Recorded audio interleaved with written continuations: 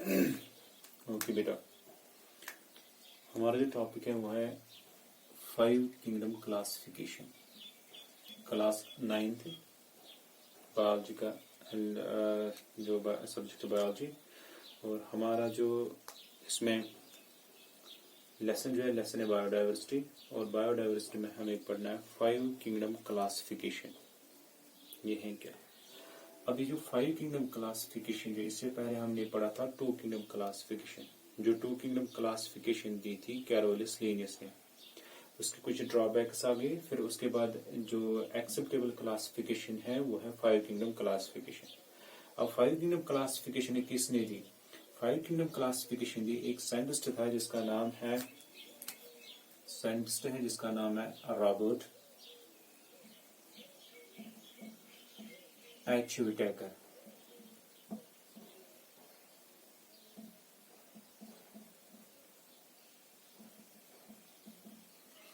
ये है साइंटिस्ट। और ये साइंटिस्ट आया था इन 1969 में इसने दिया था 5 किंगडम क्लासिफिकेशन इसने दी। तो इसने क्या दिया? ये the 5 kingdom classification.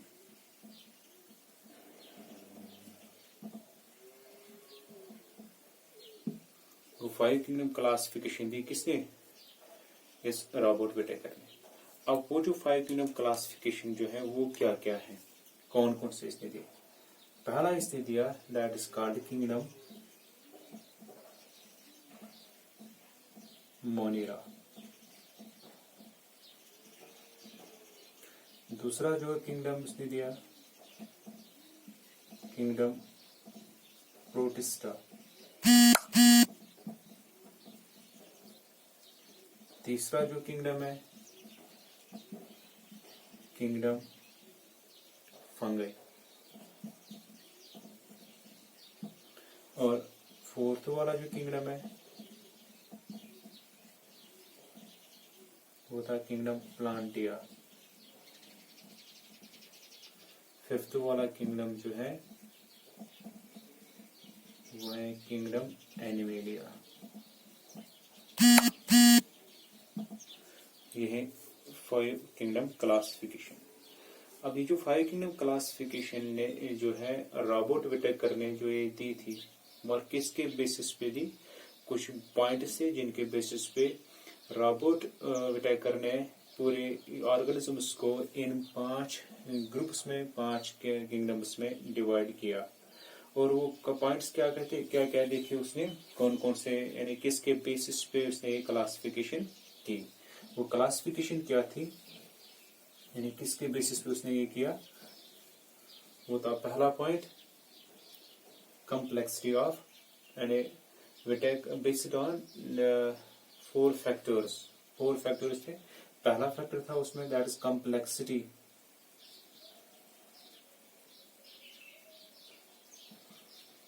complexity of cell structure।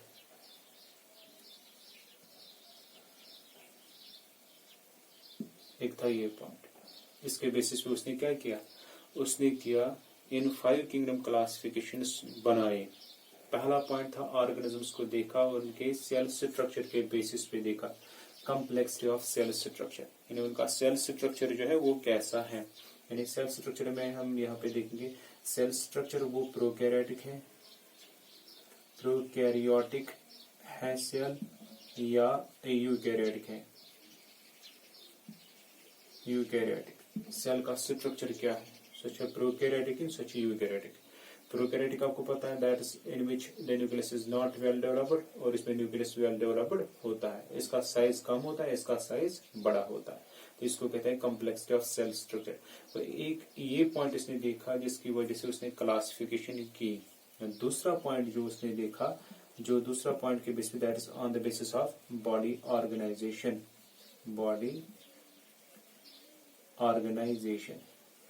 अब ये बॉडी ऑर्गेनाइजेशन क्या है, उसने देखा बॉडी ऑर्गेनाइजेशन में जो एक एनिमल जो है या एक ऑर्गेनिज्म जो है उसकी अब बॉडी ऑर्गेनाइजेशन क्या है, उसकी बॉडी किस चीज की बनी, वो यूनिसेलुलर है, यूनिसेलुलर है या मल्टीसेलुलर है। तो इसके बेसिस पे उसने दूसरा पॉइंट बताया। उसने बताया complexity of cell structure prokaryotic है या यूकैरियोटिक है। दूसरा उसने बोला बॉडी ऑर्गेनाइजेशन के बेसिस पे वो यूनिसेलुलर है या मल्टीसेलुलर है, ये था। तीसरा पॉइंट उसने जो देखा वो कहा on the basis of source of nutrition या mode and source of nutrition, mode and source of nutrition, source of nutrition. इसका मतलब क्या है, यानी जो ऑर्गेनिज्म जो है उनका सोर्स, उनका न्यूट्रिशन यानी फूड जो लेने का वो तरीका क्या है। वो जो न्यूट्रिशन उनकी है वो न्यूट्रिशन उनकी वो ऑटोट्रॉप्स है, यहाँ पे बोलेंगे वो ऑटोट्रॉप्स है, ऑटोट्रॉप्स छातिम या तिमछा हेटेरोट्रॉप्स है, वो कौन सा है। तो वो प्रिपेयर खुद बनाते हैं अपना फूड या डिपेंड किसी और के किसी अदर ऑर्गेनिजम्स के ऊपर होते हैं। तो इसको हम कहते हैं mode and source of nutrition, यानी ये प्लांट ये डायरेक्टली अपना फूड बनाते हैं या किसी और के ऊपर डिपेंड होते हैं, इसी को हम कहते हैं mode and source of nutrition. फिर और एक पॉइंट उसने देखा जो सबसे इंपॉर्टेंट है, दैट इज फाइलोजेनेटिक रिलेशनशिप। ये यहाँ पे हम इसको रब करेंगे। तो चौथा पॉइंट जो है, चौथा पॉइंट है फाइलोजेनेटिक रिलेशनशिप, फाइलोजेनेटिक रिलेशनशिप। अब इसका मतलब क्या है, ये फाइलोजेनेटिक रिलेशनशिप है क्या। फाइलोजेनी का मतलब होता है, व्हाट्स मीन बाय फाइलोजेनेटिक। पहले इसको देखिए, फाइलोजेनेटिक है क्या। फाइलोजेनेटिक का मतलब होता है it is the system of classification, it is the system of classification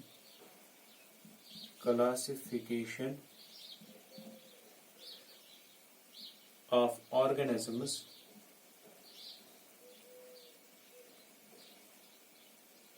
which is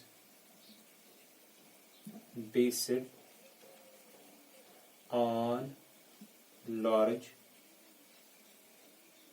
number of characteristics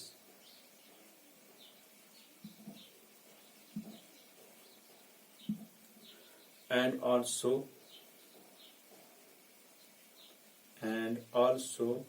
reflects their evolutionary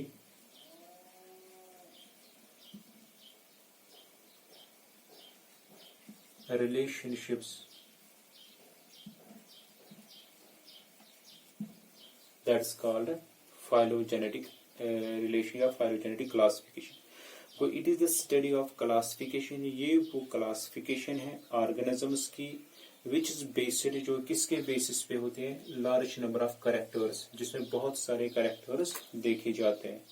और इसमें क्या है, जब कैरेक्टर्स हम बहुत सारे देखते हैं इसमें, and also reflect the evolutionary relationship. और दूसरा इसमें हम क्या देखते हैं, इसमें एवोल्यूशनरी रिलेशन मतलब इसका मतलब क्या है, इसका मतलब होता है जो हम खासकर अपने किसी ऑर्गेनिज्म को जब देखते हैं उसका ऑरिजिन कहाँ से हुआ है, अगर उसका एवोल्यूशन उसके मैंने प्री हिस्ट्री में उसका ऑरिजिन क्या है, दैट्स कॉल्ड एवोल्यूशनरी रिलेशनशिप। यानी उसको जो भी खासकर एवोल्यूशन में कोई भी पार्टिकल होगा, कोई भी पार्ट हम देखते हैं उस ऑर्गेनिज्म का, कोई भी चीज हम देखते हैं तो हम कहते हैं इस ऑर्गेनिज्म जो है इसका सबूत हमें किससे मिलता है, इसका सबूत हमें मिलता है एवोल्यूशन से या किसी फोसिल से हमें इसका सबूत मिलता है। दैट्स कॉल्ड फाइलोजेनेटिक रिलेशनशिप, इसको कहा जाता है। तो पहला हमने देखा फाइव किंगडम क्लासिफिकेशन जो है। फाइव किंगडम क्लासिफिकेशन किसने दिया, वो दिया रॉबर्ट एच विटेकर ने इन 1969 में इसने दिया। और वो कौन कौन थे, किंगडम मोनेरा था, किंगडम प्रोटिस्टा है, किंगडम फंगाई है, किंगडम एनिमेलिया है या किंगडम प्लांटिया है।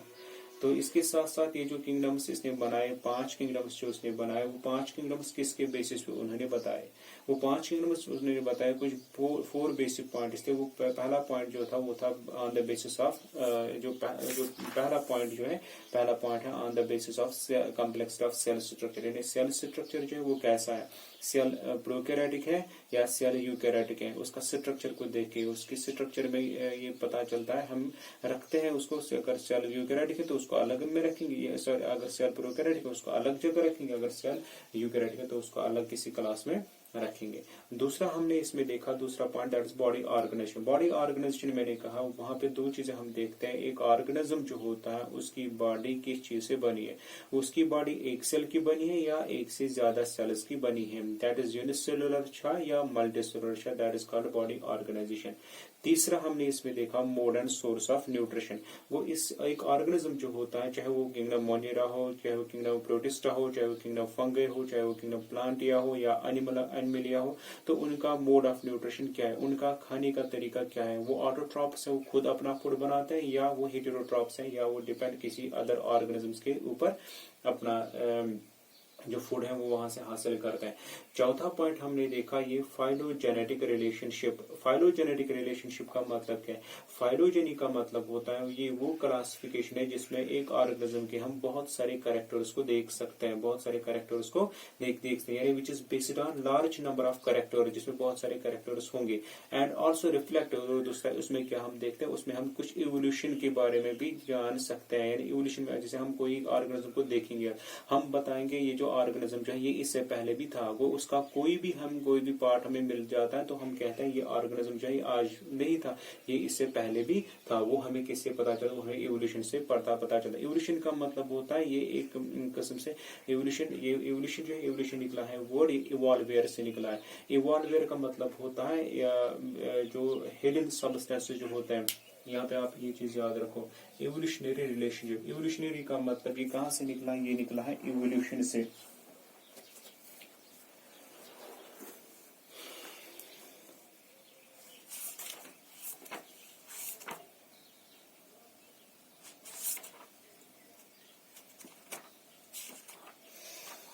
कहां से निकला है? इवोल्यूशन से।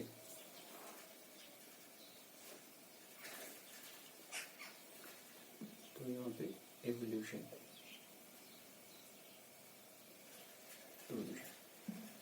इवोल्यूशन का मतलब क्या है? इवोल्यूशन का मतलब होता है इवॉल्वेयर। ये वर्ड निकला है इवॉल्वेयर से। इवॉल्वेयर का मतलब होता है to reveal the hidden potential, to reveal the hidden potential.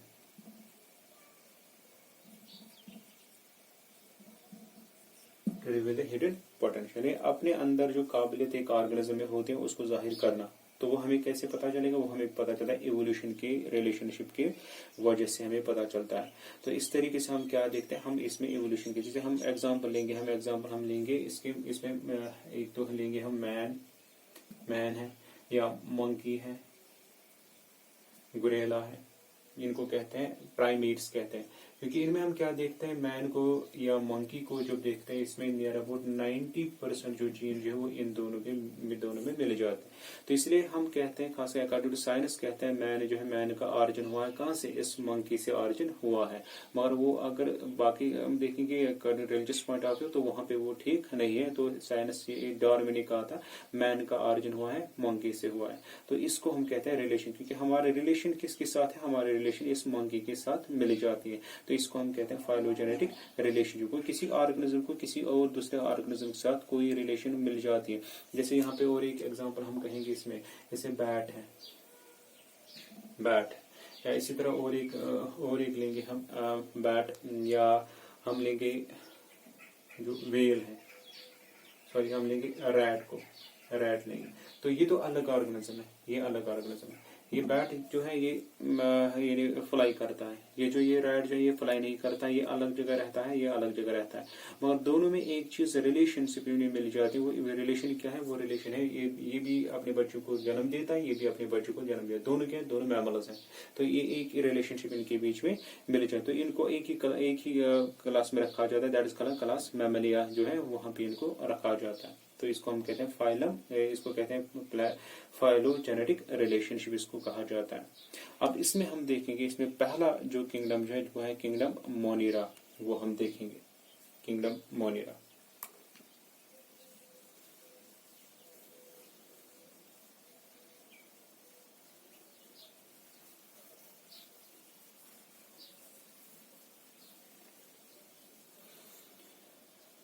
Five kingdom classification में पहला किंगडम वो है किंगडम मोनिरा, किंगडम मोनिरा।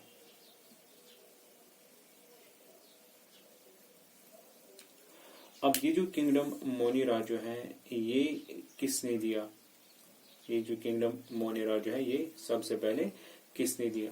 सबसे पहले किंगडम मोनिरा जो है, मोनिरा का मतलब होता है ये जो फॉर एग्जांपल ये जो किंगडम मोनिरा, मोनिरा का मतलब होता है ये ग्रीक वर्ड है, इसको कहते हैं monos. It is a Greek word that is called monos. Monos है, मोनस का मतलब होता है single, that is called kingdom monera. Monera जो वर्ड है ये कहां से निकला है? ग्रीक वर्ड से, दैट इज कॉल्ड मोनस, और मोनस का मतलब होता है सिंगल। इसका मतलब क्या होता है? इसका मतलब होता है सिंगल। अभी जो किंगडम मोनिरा जो है, ये किंगडम मोनिरा सबसे पहले एक साइंटिस्ट आया था इन 1956 में। इन 1956 में एक साइंटिस्ट आया 1956 में, जिस साइंटिस्ट का नाम था कॉपलैंड।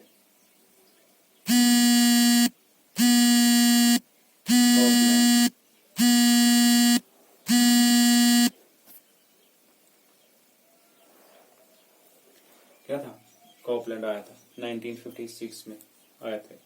तो 1956 में जब कॉपलैंड आया, इसी ने दिया ये किंगडम मोनिरा। ये किंगडम मोनिरा जो है ये सबसे पहले किसने दिया? 1956 में कॉपलैंड आया। इस कॉपलैंड ने ही हमें बताया किंगडम मोनिरा के बारे में, हमें बताया। ओके, यहाँ तक। फिर इसके साथ साथ ये जो किंगडम मोनिरा जो है, किंगडम मोनिरा इंक्लूड करता है ancient, most ancient and smallest, जो स्मॉलेस्ट एंड सिंपलेस्ट प्रोकैरियोट्स ये इंक्लूड करता है। तो इस किंगडम मोनिरा जो है इसमें क्या क्या आएगा? इसमें आएगा इट इंक्लूड्स ये क्या क्या हासिल किए इसमें अपने, इसमें क्या क्या आता है? It include the most ancient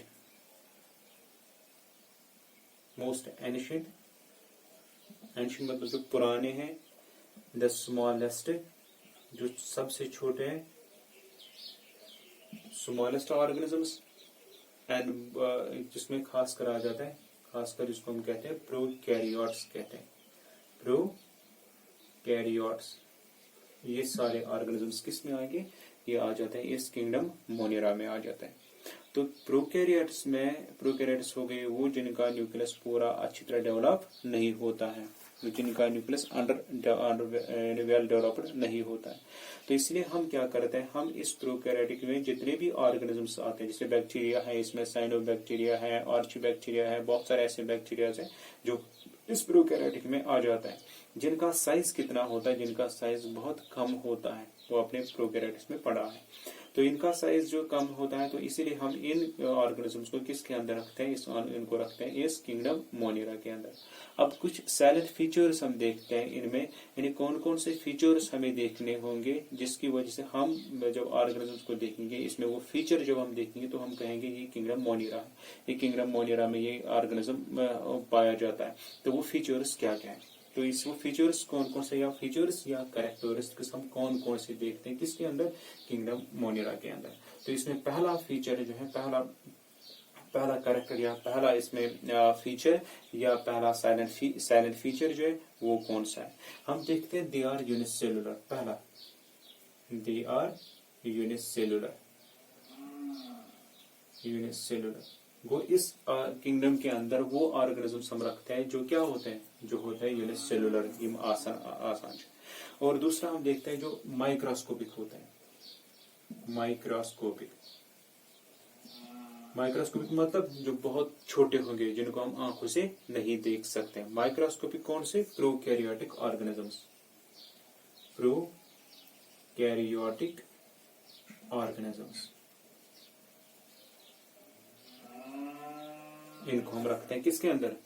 वो जो ऑर्गेनिज्म किंगडम मोनियरा के अंदर रखते हैं, एक तो वो यूनिसेलुलर होता है, माइक्रोस्कोपिक होता है, प्रोकैरियोटिक ऑर्गेनिजम्स होता है। यहां तक आया समझ? जो कहां पे पाया जाता है? Living in the moist condition, living in the moist condition. वो मॉइस्ट कंडीशन जहां पे होगी वहां पे ये एनिमल्स पाए जाते हैं। फिर से इसमें पहला फीचर, वो ऑर्गेनिज्म जो यूनिसेलुलर होता है, माइक्रोस्कोपिक होता है, प्रोकैरियोटिक होता है, जो कहां पे पाए जाते हैं? जो मॉइस्ट कंडीशन में हम देखते हैं। और ये जो ऑर्गेनिजम्स जो होता है, इन ऑर्गेनिजम्स में खास कर आ जाता है, दे आर साइनोबैक्टीरिया इसमें आता है, ब्लू ग्रीन अलगी जो है वो आ जाता है इसमें। तो अगर हम यहाँ पे इसमें देखते हैं, ये पॉइंट जो हम देखते हैं, क्योंकि हमने यहाँ पे कहा दे आर प्रोकैरियोटिक ऑर्गेनिज्म को, ये प्रोकैरियोटिक होता है। प्रोकैरियोटिक मतलब they do not have well developed nucleus. तो they do not have well developed nucleus इनके पास नहीं होता है। वो वेल डेवलप्ड न्यूक्लियस इनके पास नहीं होता है, इसीलिए जिनके पास न्यूक्लियस वेल डेवलप्ड नहीं होगा उनको हम रखते हैं किन के अंदर? इस किंगडम मोनियरा के अंदर हम इनको रखते हैं। है समझ? तो दूसरा और एक चीज हम देखते हैं, प्रोकैरियोटिक में जितने भी कैरेक्टर्स फिर हम देखते हैं। वो प्रोकैरियोटिक में एक तो हमने साइज, जब हम प्रोकैरियोट्स को पढ़ते हैं ना, तो उस वक्त मैंने कहा था प्रोकैरियोटिक का साइज कितना है। प्रोकैरियोटिक के अंदर जो होता है, इनका न्यूक्लियस वेल डेवलप्ड नहीं होता है, और इनका जो खासकर डीएनए जो होता है वो होता है डबल हेलिक्स होता है डीएनए। वो डबल हेलिक्स डीएनए होता है। वो इनके पास जो डीएनए होगा, इनके पास जो डीएनए इन ऑर्गेनिक डीएनए होगा वो होगा डबल हेलिक्स।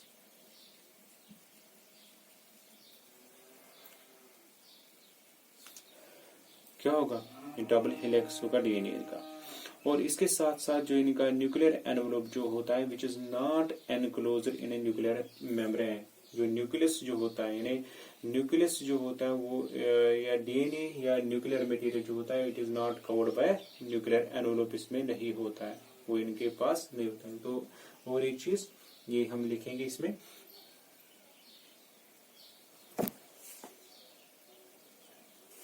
ये और एक कैरेक्टर इनमें पाया जाता है, वो क्या है? वो है nucleus is not covered.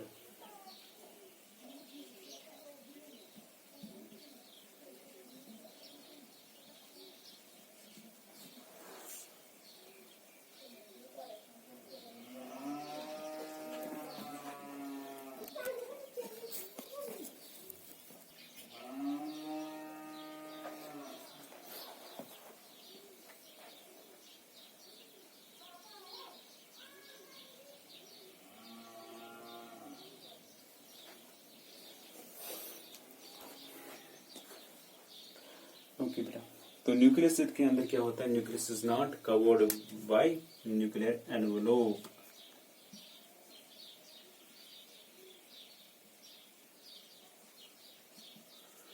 Nuclear envelope के जरिए वो चीज, वो न्यूक्लियस इनका कवर्ड नहीं होता। तो ये फीचर्स है किसके अंदर?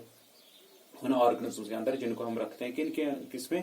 किंगडम मोनियरा। फिर से दे आर यूनिसेलुलर, माइक्रोस्कोपिक होते हैं, प्रोकैरियोटिक होता है, और जो खासकर पाया जाता है मॉइस्ट कंडीशंस में।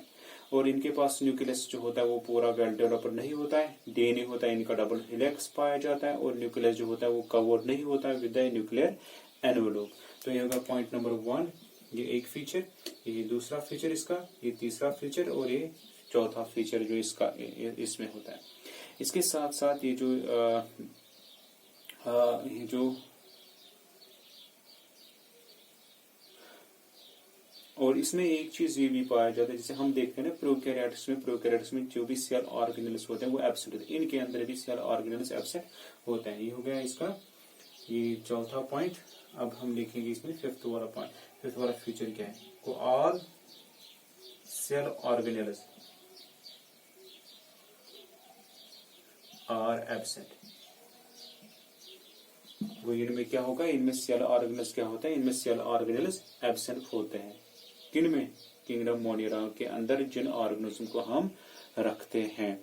और इसके साथ साथ इसमें क्या देखते हैं हम, इसमें जो खासकर ये जो इनके पास सेल वॉल जो है वो भी नहीं होता है, वो सेल वॉल जो है सेल वॉल एब्सेंट होता है।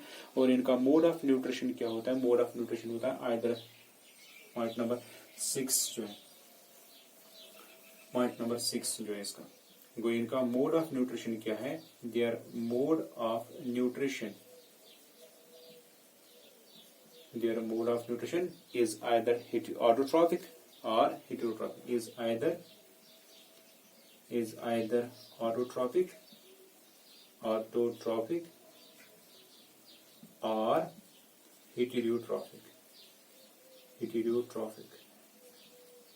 तो ऑटोट्रॉपिक मतलब they prepare their own food, prepare their own food, and ये जो हेटरोट्रॉपिक्स होते हैं they depend upon other, they depend upon other organisms, other for food. तो ये इनका मोड ऑफ न्यूट्रिशन जो है, मोड ऑफ न्यूट्रिशन है इसके अंदर। और ये जो ऑर्गेनिजम्स होते हैं इनके पास पाया जाता है single stranded flagella, point number 7, इनके पास पाया जाता है सिंगल स्ट्रैंडेड फ्लैजिला, इनके पास पाया जाता है। फ्लैजिला का मतलब क्या है, जैसे एक ऑर्गेनिज्म है, ये बैक्टीरिया अगर है, इस बैक्टीरिया के ऐसे थ्रेड लाइक स्ट्रक्चर होता है ऐसे, दैट्स कॉल्ड फ्लैजिला, इसको कहते हैं फ्लैजिला, इस वाले पार्ट को। तो जो इसको टेल जैसे होती हैं, जो इसको मूवमेंट करने के लिए एक जगह से दूसरी जगह जाने के लिए यूज हो जाता है, जो इसको मदद देता है एक जगह से दूसरी जगह जाने में, दैट इज कॉल्ड फ्लैजिला। दूसरा और एक चीज है दैट इज कॉल्ड सीलिया, सीलिया होते हैं छोटे छोटे ऐसे बॉडी के ऊपर ऐसे ऐसे होते हैं, दैट इज कॉल्ड सीलिया। मगर इनके पास सीलिया नहीं होता है, इनके पास क्या पाया जाता है, इनके पास पाया जाता है फ्लैजिला पाया जाता है। और इस के एग्जाम्पल्स कौन कौन से आते हैं, इसमें एग्जाम्पल्स आ जाते हैं इस कैटेगरी में, वो आ जाता है इसमें examples, that is true bacteria, that is जिसे हम देखते हैं ब्लू ग्रीन एल्गी है, एग्जाम्पल ब्लू ग्रीन एल्गी, ये एक एग्जाम्पल है इसमें। इसके अंदर और एक है दैट्स एक्टिनोमाइसीट्स, एक्टिनोमाइसीट्स, जैसे आपने वो क्लास 8 में वो पढ़ा होगा बैक्टीरिया के फॉर्म्स, जैसे कोकस है, बैसिलस है, वाइब्रो है, वो सारे आ जाते हैं किसके अंदर, वो सारे आ जाते हैं इसी के अंदर। इसमें आ जाते हैं कोकस है, इसमें आ जाता है बैसिलस, इसमें आ जाता है स्पाइराइला, इसमें आ जाता है और एक वाइब्रो। बैक्टीरिया के जितने भी टाइप्स हैं वो सारे इसके अंदर आ जाते हैं। तो ये किंगडम मोनिरा, वो किंगडम मोनिरा होता है, ये एक ग्रीक वर्ड से निकला है, दैट इज कॉल्ड मोनस। उस ग्रीक वर्ड को कहा जाता है मोनस, कहा जाता है। मोनस का मतलब होता है सिंगल, जो सिंगल होगा। और ये जो किंगडम मोनिरा जो इसमें कहा जाता है खासकर most ancient and smallest and simplest prokaryotic organisms इसके अंदर आ जाते हैं। और ये जो किंगडम मोनिरा जो है ये सबसे पहले किसने दिया, इन 1956 में एक साइंटिस्ट आया था जिसका नाम था कोपलैंड, उसी ने किंगडम मोनिरा के बारे में बताया। फिर इस किंगडम मोनिरा के अंदर जितने भी ऑर्गेनिजम्स हम रखते हैं उन ऑर्गेनिज्म में कुछ फीचर्स हम देखते हैं, कुछ कैरेक्टर्स देखते हैं, कुछ ऐसी चीजें देखते हैं जिनको हम, जिसकी वजह से हम उनको रखते हैं किसके अंदर, इस किंगडम मोनिरा के अंदर। तो पहला फीचर मैंने कहा, पहला फीचर क्या है, दे आर मोस्ट यूनिसेलुलर, वो यूनिसेलुलर होते हैं, वो एक ही सेल के बने होते हैं। दूसरा मैंने कहा ये जो ऑर्गेनिज्म जो होता है इनके पास जो न्यूक्लियस जो होता है वो वेल डेवलप्ड नहीं होता, इसलिए इनको कहा जाता है प्रोकैरियोट्स कहा जाता है।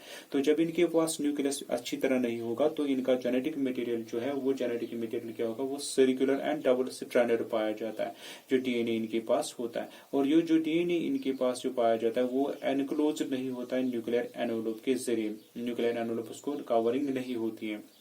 इसी तरह बाकी जो ऑर्गेनेल जो होते हैं, ऑर्गेनेल जो होते हैं जैसे माइटोकॉन्ड्रिया है, प्लास्टिड है, गोल्गी अपैरेटस है, लाइसोसोम्स है, एंडोप्लाज्म रेटिकुलम है, वो सारे इनमें प्रेजेंट नहीं पाए जाते, वो इनमें एब्सेंट होते हैं। जो सेल वॉल जो होता है, सेल वॉल कुछ ऑर्गेनिज्म से मिल जाता है, कुछ जो खासकर कुछ प्रोकैरियोट जो है उनमें मिल जाता है, मगर कुछ प्रोकैरियोट जो है उनमें नहीं मिल जाता है। और इनकी मोड ऑफ न्यूट्रिशन जो है, मोड ऑफ न्यूट्रिशन इनकी दो है, या तो ये ऑटोट्रॉप भी हो सकते हैं या हेटेरोट्रॉप ऑटोट्रॉफ भी हो सकते हैं। ऑटोट्रॉफ मतलब ये अपना फूड प्रिपेयर खुद कर सकते हैं, या हेटेरोट्रॉफ का मतलब ये डिपेंड होते हैं किसी दूसरे ऑर्गेनिजम्स के ऊपर फॉर फूड के लिए। और ये क्या होता है, ये होता है सिंगल स्ट्रैंडेड, इनके पास फ्लैजिला मिल जाता है। वो फ्लैजिला जो होता है, फ्लैजिला एक थ्रेड लाइक एक वेब लाइक स्ट्रक्चर होता है, जो वेब लाइक स्ट्रक्चर किसके लिए होता है, फॉर मूवमेंट करने के लिए। और इसके अंदर जो एग्जांपल्स आते हैं वो है बिल्यूग्रीन अलगी, इसमें एग्जांपल है, एक्टिनोमाइसीट्स इसमें एग्जांपल है, कोकस है, ये कोकस है, बैसिलस है, स्पाइराइला एंड वाइब्रो, ये सारे हैं बैक्टीरिया के टाइप्स जिनको हम कहते हैं ट्रू बैक्टीरिया। बैक्टीरिया जितने भी होंगे तो उन बैक्टीरिया के फॉर्म्स जो है, उन बैक्टीरिया के टाइप जो वो सारे आ जाते हैं किसके अंदर, वो आ जाता है इस किंगडम मोनेरा के अंदर आ जाते हैं। तो इंशाल्लाह कल हम इसमें दूसरा किंगडम पढ़ेंगे, वही किंगडम प्रोटिस्टा हम इसमें कल पढ़ेंगे। तो ये हो गया आज का ये टॉपिक।